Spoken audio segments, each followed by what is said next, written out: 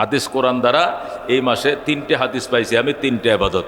1 নম্বর ইবাদত হলো সিয়াম ও আশুরা আফজালু সিয়ামে বাদা রমজান শাহরুল্লাহিল মুহাররম। 1 নম্বর ইবাদত হলো আল্লাহর হাবিব বলেন রমজান মাসের পরে, রমজান মাস বাদ দিলে অন্য 11 মাসের মধ্যে নফল রোজা হিসাব করতে গেলে মুহররমের রোজা শ্রেষ্ঠ রোজা। যেরকম সুবহানাল্লাহ, এটা যে কোনো দিনে 10 তারিখ বলে কোনো কথা না। কি বলা হয়েছে হাদিসে? আফজালু সিয়াম বাদা রমজান, শ্রেষ্ঠ রোজা রমজানের পরে, রমজানের পরে শ্রেষ্ঠ রোজা শাহরুল্লাহিল মুহাররম, আল্লাহর মাস মুহররম মাসের রোজা। আল্লাহর মাস মুহররম মাসের রোজা এটা রমজানের রোজার পরের মর্যাদার রোজা। অর্থাৎ রমজান মাস বাদ দিলে বাকি 11 মাসের মধ্যে মানুষ যত নফল রোজা রাখে তার মধ্যে মুহররম মাসের রোজা হলো শ্রেষ্ঠ রোজা। এটা যে কোনো দিন, এটা 10 তারিখের জন্য বলা হয় নাই। এই 30 দিনের যে কোনো দিন রোজা রাখবে এটা নফল রোজা হিসেবে শ্রেষ্ঠ রোজা হবে। এই রোজা অন্য কোনো মাসে তার তুলনায় হয় না, শ্রেষ্ঠ রোজা। এটা হলো 1 নম্বর হাদিস। তাহলে মুহররম মাস, যে কোনো মুহররম মাসের এই আরও যে 28 দিন আছে, 27 দিন আছে, এর যে কোনো দিন রোজা রাখলেই এটা আল্লাহ তাআলার কাছে শ্রেষ্ঠ নফল রোজা হিসাবে কি হবে? বিবেচিত হবে। এটা হলো 1 নম্বর হাদিস। 2 নম্বর হাদিসটি হলো 10 তারিখ নিয়ে। কোন তারিখ নিয়ে? মুহররমের 10 তারিখ নিয়ে হলো 2 নম্বর হাদিসটা। এটা আগে বলতে হচ্ছে এই জন্য, আগামী শুক্রবার তো সুযোগ পাবো না, 10 তারিখ আইসা যাবে, এটা আগেই বলে দিই। 2 নম্বর হাদিসটা হলো সিয়াম ও আশুরা, মুহররমের 10 তারিখের রোজা। আহতাতিবু আলাল্লাহ ইউকাফিরা সানাতাল্লাতি ক্বাবলা ওয়াস সানাতাল্লাতি বাদা।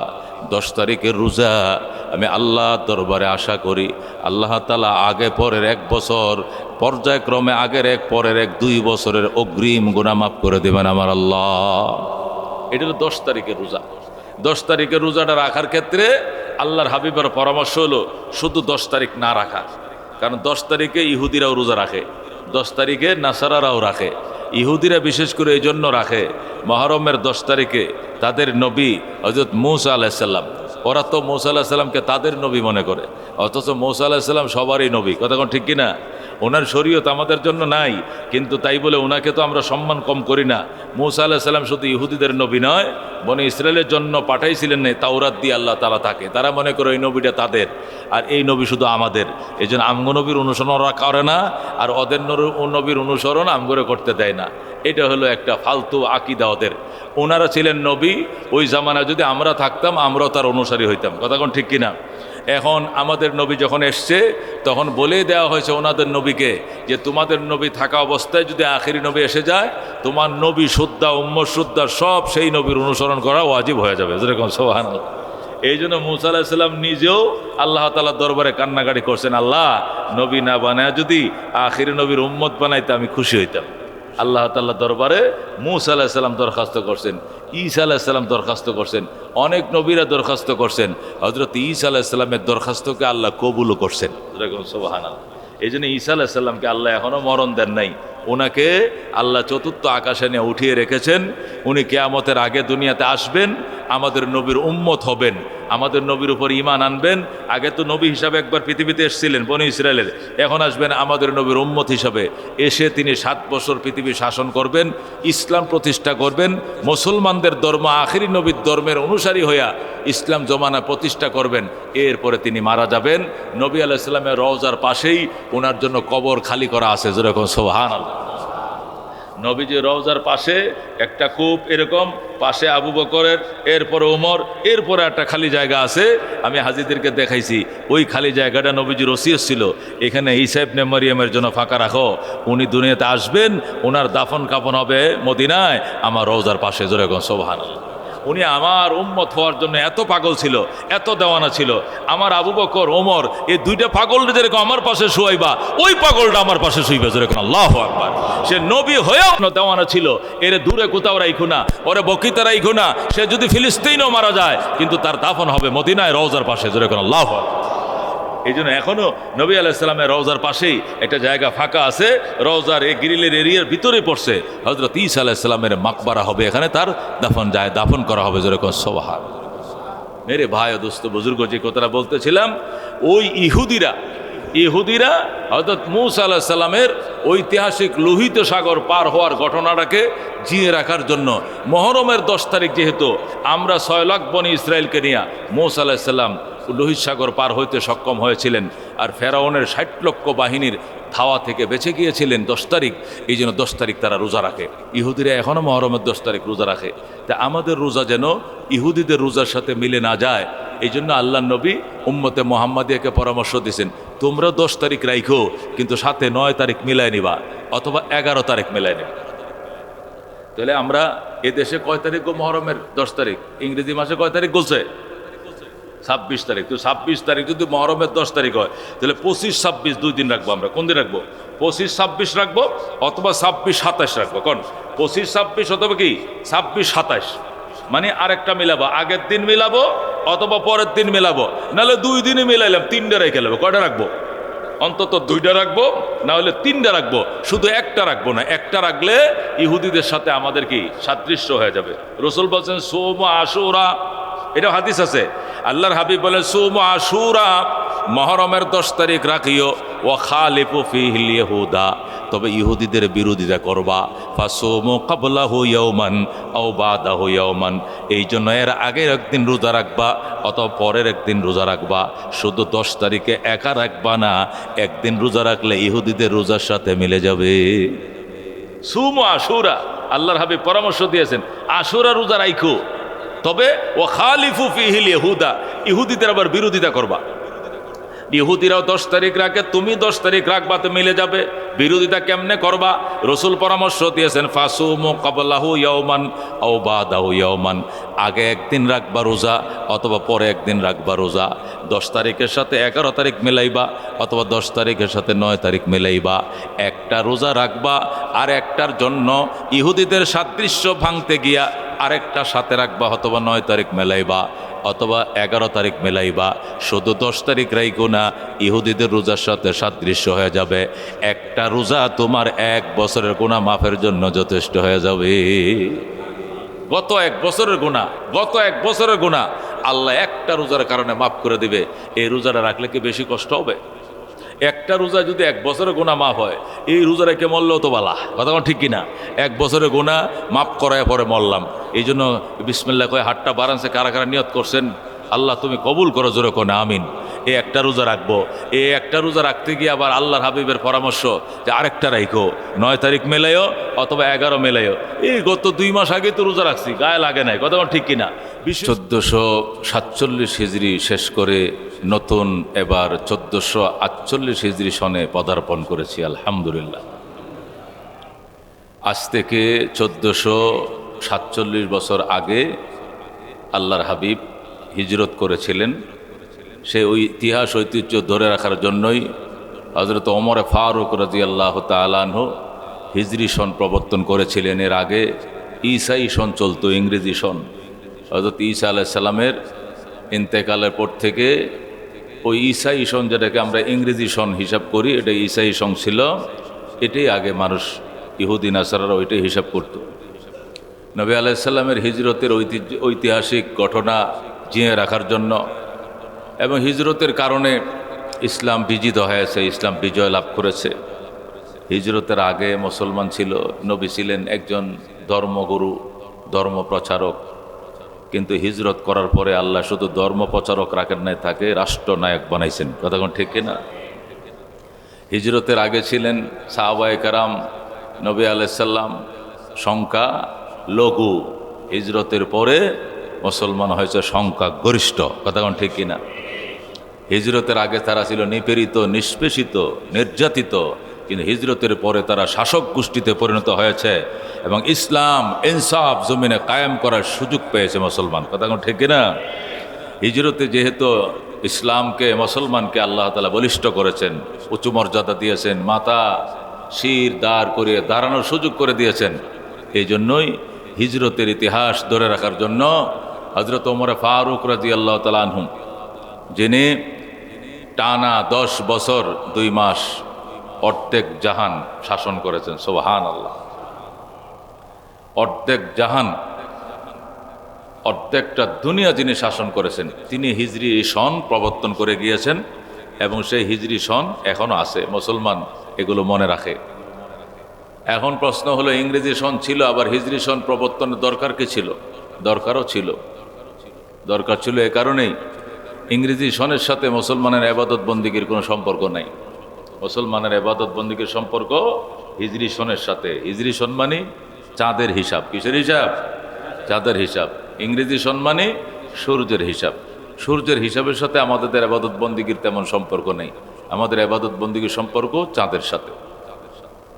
শাবানের চাঁদ শেষ, রমজানের চাঁদ উঠিবে, প্রতিটা দিনের রোজা ফরজ। যদি চাঁদের হিসাব একজনে না জানে, তাহলে ফরজ রোজা তার জীবন থেকে ছুটে যাবে, তাই না? তাহলে এরপরে রোজার সম্পর্ক চাঁদের সাথে, হজের সম্পর্ক চাঁদের সাথে। শাওয়াল মাস থেকে শাওয়াল, জিলকদ, জিলহজ, এই 2.5 মাসের মধ্যে হজ সম্পন্ন হয়। শাওয়াল মাস থেকে হজের এহরাম বাঁধা যায়। জিলহজ মাসের 10 তারিখ হজের কার্যক্রম মাঝামাঝিতে পৌঁছায়। 12 তারিখ পাথর মেরে মোটামুটি হজ কমপ্লিট হয়। হজের জন্য আল্লাহ তাআলা যে দিনক্ষণ নির্ধারিত করেছেন সেটা হলো শাওয়াল, জিলকদ, জিলহজ। তাহলে হজও চাঁদের সাথে সম্পর্ক, রোজাও চাঁদের সাথে সম্পর্ক, অনেক ইবাদত বন্দিগি চাঁদের সাথে সম্পর্ক। এই জন্য এই চাঁদের গণনাটা, যেটাকে হিজরি গণনা বলা হয়, এটা মুসলমানদের জানা আবশ্যক। হিজরি সন জানা মুসলমানদের জন্য ফরজে কেফায়া। জানাজা যেরকম ফরজে কেফায়া, মহল্লায় লোক মারা গেলে মহল্লার অধিকাংশ লোক উপস্থিত থাকলে, আর এমার্জেন্সি কারণে কেউ অন্য কোথাও চলে গেলেও ওই উনাদের আদায় করার দ্বারা অন্যদেরটা আদায় হয়ে যাবে। ঠিক চাঁদের হিসাবটা মহল্লার মুষ্টিময় শিক্ষিত মানুষ, আলেম ওলামা, ইমাম খতিব, ওনারা এটা গণে ঠিক করে রাখতে পারলে, 2-4 জন যদি নাও জানে, ওনাদের হিসাব মোতাবেক তারা অন্যান্য ইবাদত বন্দিগুলো করবে, তাহলে এই ফরজিয়তটা অন্যদের থেকেও আদায় হয়ে যাবে। এটা ফরজ। চাঁদের হিসাব জানা, হিজরি সনের এই হিসাব রাখাটা, এটা উম্মতের জন্য ফরজ, তবে আইন না, কেফায়া, ফরজে কিফায়া। একদল হিসাবটা ঠিক মতো জেনে রাখলে, মনে রাখলে, বাকিদের জন্য সেটা আদায় হয়ে যাবে। আমাদের দেশে ইসলামিক ফাউন্ডেশন আছে। ফাউন্ডেশনে অধীনে জাতীয় মসজিদগুলো আছে, বিশেষ করে বাইতুল মোকাররম আছে, আন্দরকুল্লা শাহী মসজিদ আছে, আরও অন্যান্য মসজিদ, কিছু মসজিদগুলো সরকারি মসজিদগুলো আছে। তো বাইতুল মোকাররমকে সামনে নিয়ে ইসলামিক ফাউন্ডেশন, বাইতুল মোকাররম, ইমাম খতিব এবং ফাউন্ডেশনের পরিচালক, ওদের অধীনে মন্ত্রীরা, মিনিস্টাররা, সচিবরা মিলে একটা কমিটি আছে। এই কমিটি এরা চাঁদ দেখার ব্যবস্থা করে, হিজরি সনের গণনা ঠিক রাখে, ওই মোতাবেক ব্রিফিং করে। এই ব্রিফিংটা আমরা আবার মেম্বরে বসে বসে মুসল্লিদেরকে জানিয়ে দেই, এই ফরজিয়ত আদায় হয়ে যায়। যেরকম সুবহানাল্লাহ। মেরে ভাই ও দোস্ত বুজুর্গ, আজকে সেই হিজরি সনের 1448 হিজরি সনের প্রথম জুমা। সুবহানাল্লাহ। অর্থাৎ এটি মুসলমানদের জন্য নববর্ষ। নববর্ষ, আমরা নববর্ষ মনে করি। ইংরেজি প্রথম মাসকে 31শে ডিসেম্বর যখন হবে, তখন আমরা রাত্রেবেলা কি করি? 31st নাইট পালন করি। 31st নাইট পালন করি, বোমা ফুটাই, সাত ভাঙ্গালাই, মানুষের মাথায় মারি, বুঝেননি? নারীর গায়ে মারি, বাড়ির গায়ে মারি, বোমা ফুটাই, লেখালেখি করি, চিগা মারি, রুডে লেখি, ব্রিজে লেখি। এটা আমরা শুভেচ্ছা জানাই নববর্ষকে। ওটা ইংরেজি নববর্ষ, ওটা আমাদের নববর্ষ নয়, এটি আমাদের নববর্ষ। যেরকম সুবহানাল্লাহ। এটি এই হিজরি নববর্ষ, এই মুহররম, এটা আমাদের নববর্ষ। কিন্তু আমরা আমাদেরটা থুইয়া অন্যদেরটা নিয়ে নাসি। আমরা আমাদেরটা থুইয়া অন্যদেরটা নিয়ে নাসি। এই হইল ইংরেজি নববর্ষের অবস্থা। আর বাংলা নববর্ষ, এটা হিন্দুয়ানি সংস্কৃতি, কালচারে ভরপুর। এর বাংলা নববর্ষ, ওই দিন আমরা মাশাআল্লাহ, ওই দিন তো নতুন হানকিতে ভাত খেতে হবে, সাহেব ভাতটা আবার পান্তা ভাত হইতে হবে, সাথে 1 পিস ইলিশ মাছের সাথে আলু ভর্তা হইলে, এটা তো মনে করেন ফরজে কেফায়া না, আরও দামি জিনিস। ওইটাকে জীবনে সার্থক মনে করি যে এটা যদি আবার সেই রমনায় হয়, এরকম বড় বড় পার্কগুলোতে হয়, জিয়া উদ্যানে হয়, চন্দ্রিমা উদ্যানে হয়, রমনা পার্কে হয়, তাহলে তো আরও দামি হয়ে গেল খাবারটা। আবার যদি ইলিশ মাছ সাথে পান্তা ভাত হয়, একটা কাঁচামরিচ সাথে থাকে, তাহলে তার কোনো কথাই নাই। ওইটা দিয়ে আমরা নববর্ষ পালন করি। অর্থাৎ মুসলমান জানেও না আজকে কয় তারিখ, হিজরির কত তারিখ, কত সন হিজরি চলছে, আজকে কোন মাস, কোন মাসের কত তারিখ, মুসলমান জানেই না। এই হলো ধর্মের প্রতি আমাদের ভালোবাসা।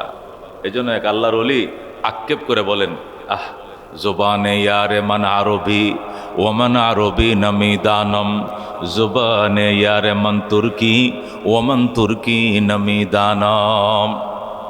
আল্লাহু আকবার। আল্লাহর ওলি বলতেছেন, বন্ধু পাচ্ছি আরবির সাথে, বন্ধু বানাইছি আরবকে, আরবি এক লোকের সাথে ফিরিতে বসছি, মানে বন্ধু বানাইছি আর দোস্ত বানাইছি, কিন্তু আমি আরবি কইতে পারি না। যারা আমি বন্ধু বানাইছি হের ভাষায় আমি শিখি না, এটাকে বন্ধু বলে?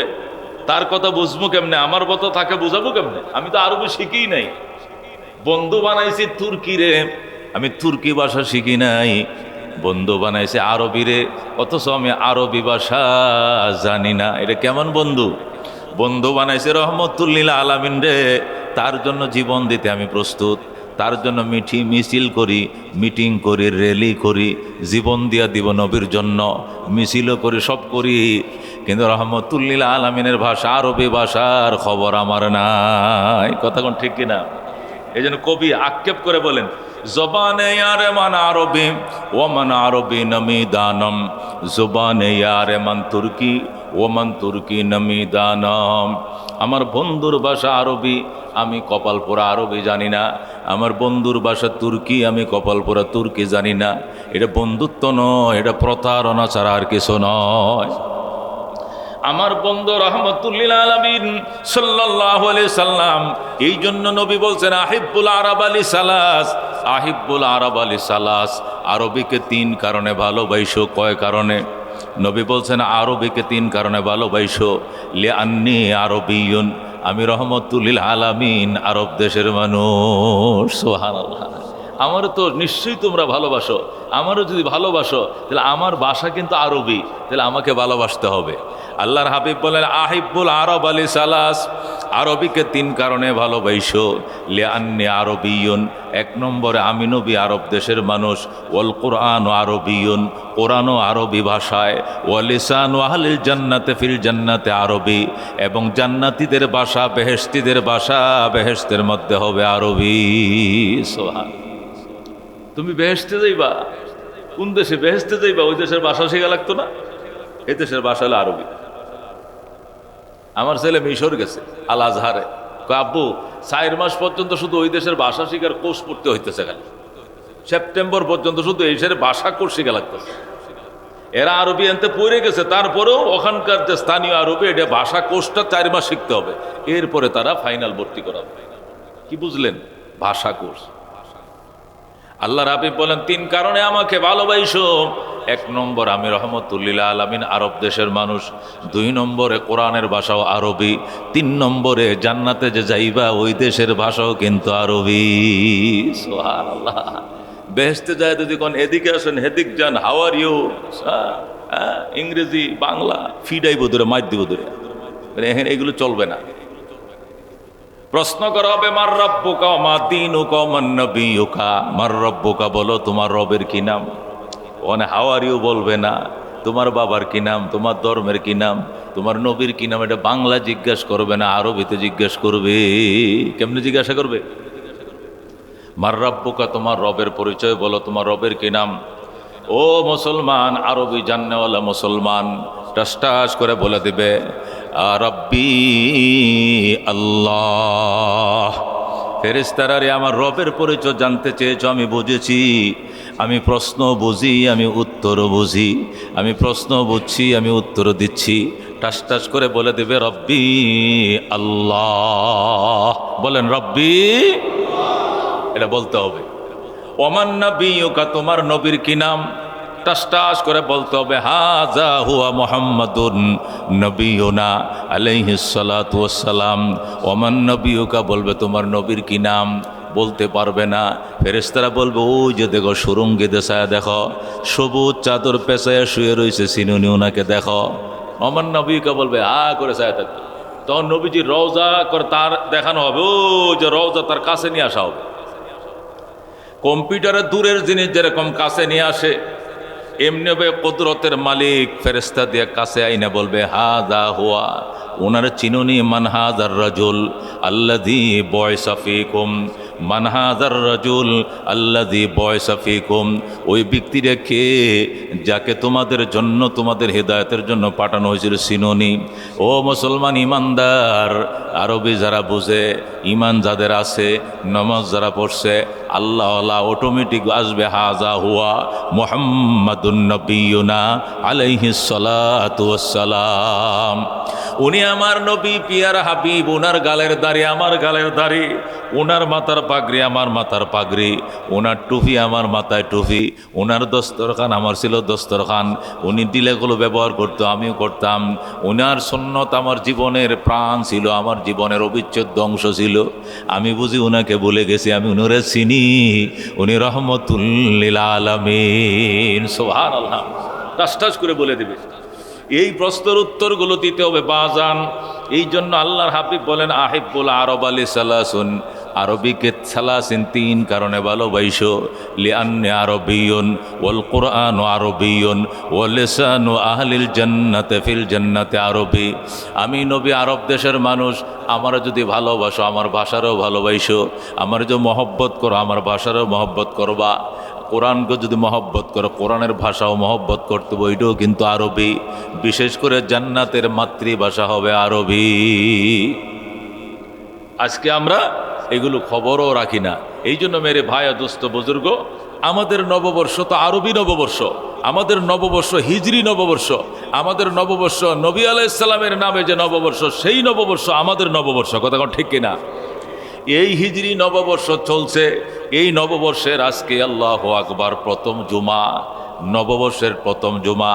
আনন্দে আমরা আত্মহারা, আমরা নববর্ষকে স্বাগতম জানাই মুখের ভাষা দিয়া নয়, বুকের আমল দিয়া, ইমান দিয়া, আমল দিয়া এবং আগামী দিনের ইবাদতের প্রতিশ্রুতি দিয়া। কথা কোন ঠিক কিনা? আমরা এই বছরটা, এই 1448 হিজরি শুরু হয়েছে, আজকে 2 তারিখ। এই 1448 হিজরির এই যে 1, 2 তারিখ, 3 তারিখ আজকে আমাদের চলছে আমাদের সামনে, এই 48 হিজরি সনের ভিতরে সামনে রমজান আসে, সামনে হজ আসে। এই হিজরির ভিতরে আমরা রমজানের রোজা রাখবো, আল্লাহ চায় তো আমরা হজ করব। যত সবে কদর আছে, সবে বরাত আছে, সবে মেরাজ আছে, মহরম আছে, আশুরার রোজা আছে, প্রত্যেকটা ইবাদত বন্দেগীতে আমরা অ্যাটেন্ড করব।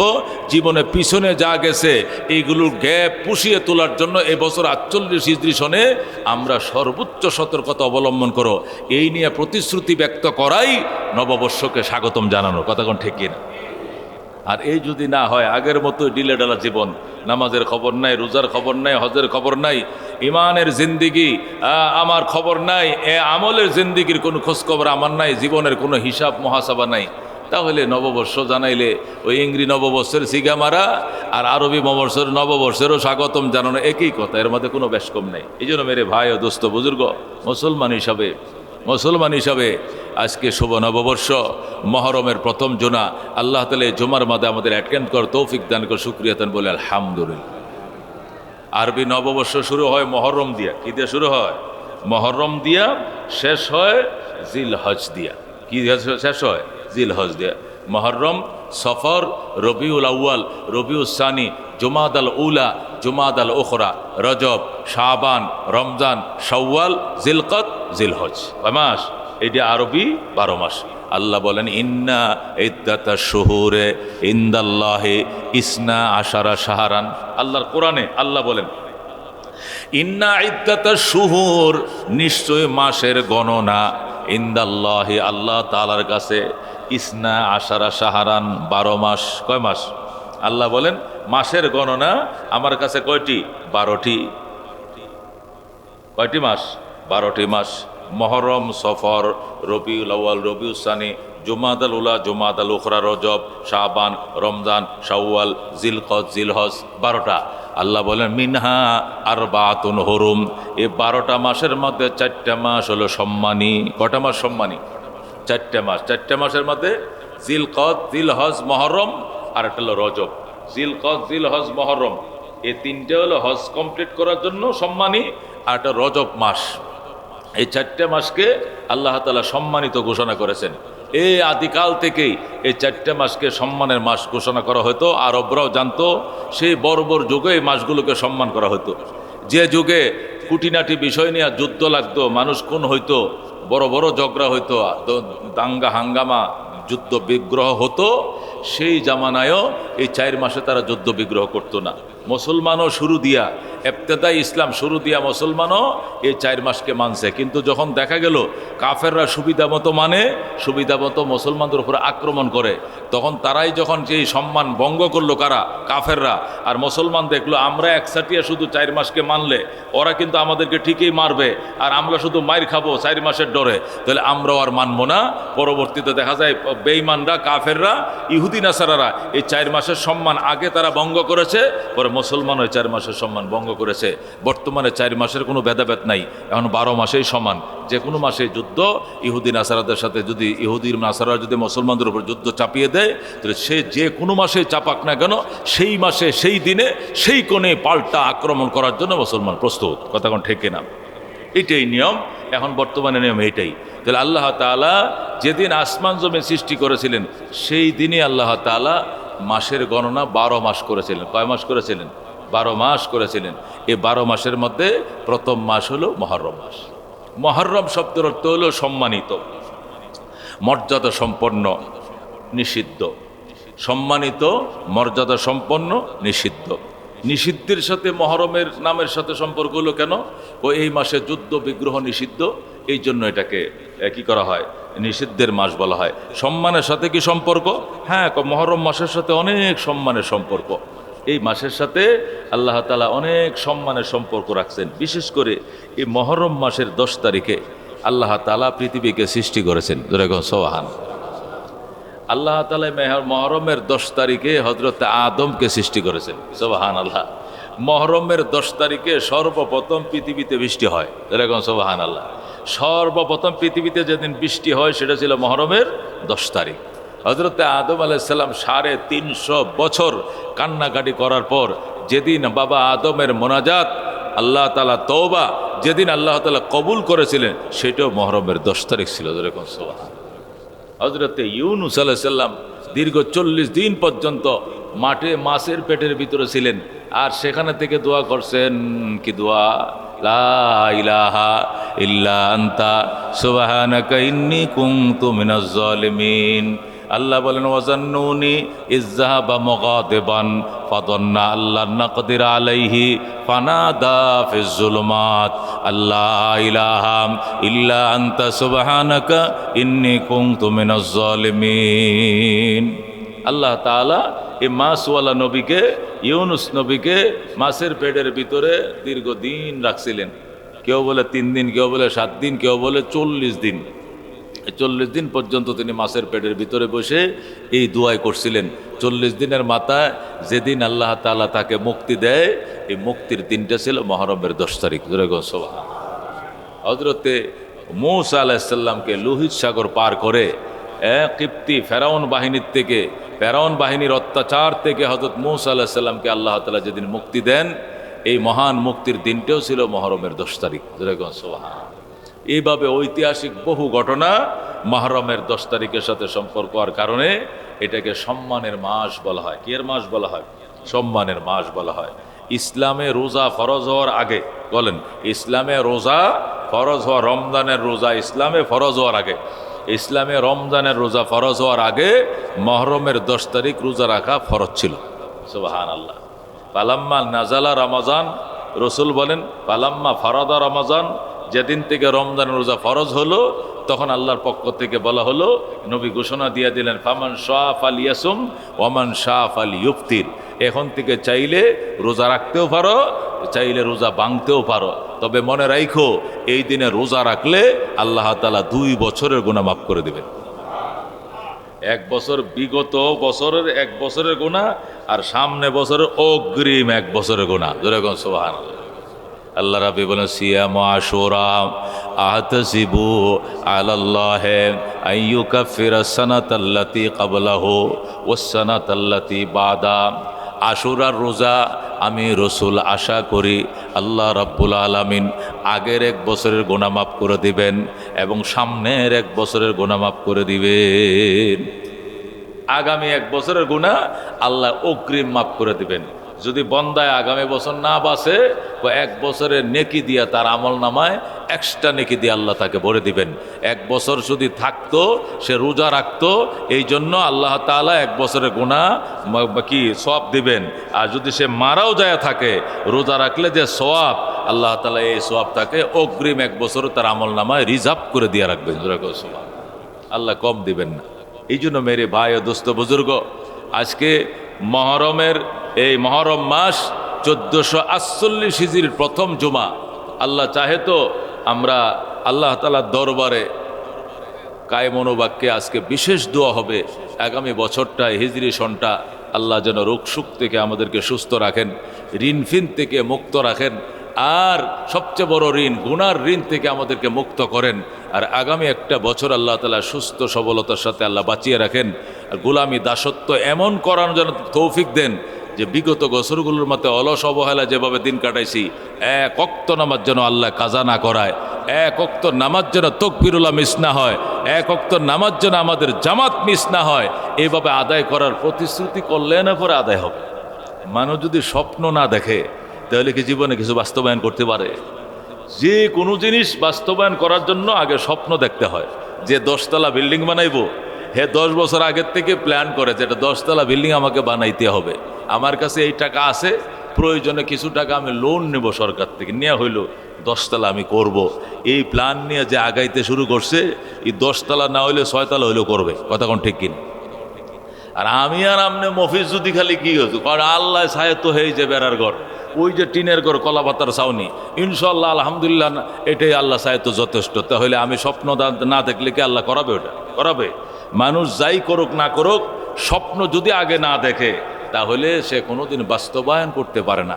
এই জন্য ইবাদতের স্বপ্ন দেখতে হয়। ও মুসলমান, দাসত্বের স্বপ্ন দেখতে হয়। খোদায় পাকের পিয়ারা বান্দা হওয়ার জন্য আগে স্বপ্ন দেখতে হয়, তখন আল্লাহ তাআলা স্বপ্ন বাস্তবায়ন করে তৌফিক দেয়। যেরকম সুবহানাল্লাহ। আল্লাহ বলেন, যে যা চায় সে তা পায়, আমার কি আসে আর যায়, তুমি চাইবা আমি দেব, আমার তোর কষ্ট করে দেওয়া লাগতো না। বাস ইযা আরাদা শাইআন আইয়াকুলা লাহু কুন, আইয়াকুলা লাহু কুন ফায়াকুন।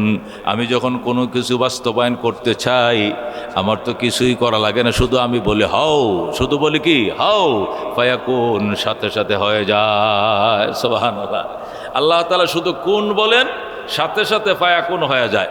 এই জন্য মেরে ভাই ও দোস্ত বুজুর্গ, এই যে মহরমের আল্লাহ চাহে তো প্রথম মাস, আরবি নববর্ষের প্রথম মাস শুরু